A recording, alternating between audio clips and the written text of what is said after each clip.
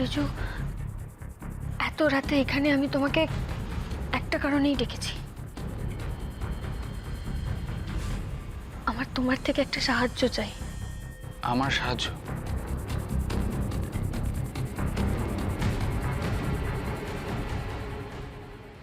দেখো, বিয়ে হয়ে এসে থেকে আমি এখনো অব্দি ওকে বুঝে উঠতে পারিনি। ও ও কি চায়, কি করলে খুশি হবে, কোনটা ওর পছন্দ, এগুলো এগুলো কিছুই আমি জানি না।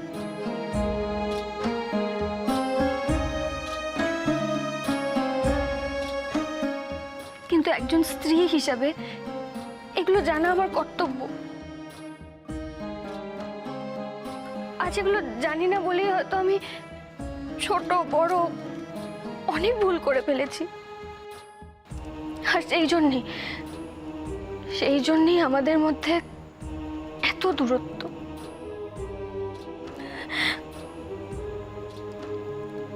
কিন্তু রিজু, আমি ওকে জানতে চাই, বুঝতে চাই।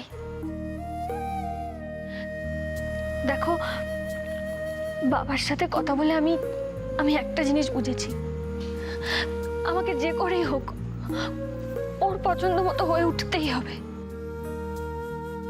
আর তাহলে আমরা জীবনে পাশাপাশি চলতে পারবো। আর এটা করতে আমাকে একমাত্র সাহায্য করতে পারো তুমি। এই কথাগুলো তুমি আমাকে কেন বলছো আমি জানি।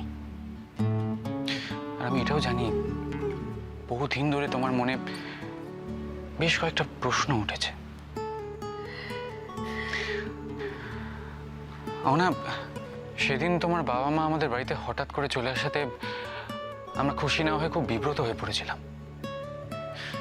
তার কারণ সারাদিন তুমি কোথায় গিয়েছিলে, কি হয়েছিল আমরা কিছুই জানতাম না। অবশ্য এখন আমি তোমার থেকে সেটা জানতেও চাইব না। তবে এতদিন ধরে তোমার মনের কি অবস্থা সেটা একটু হলেও আমি আন্দাজ করতে পারছি, বুঝতে পারছি। দেখো মির্জা ভাইয়ের জীবনের কোনো সত্যি আমার কাছে অজানা নয়। তুমি যেমনটা চাইবে, যা যা জিজ্ঞেস করবে, আমি অনায়াসে তোমায় বলে দিতেই পারি।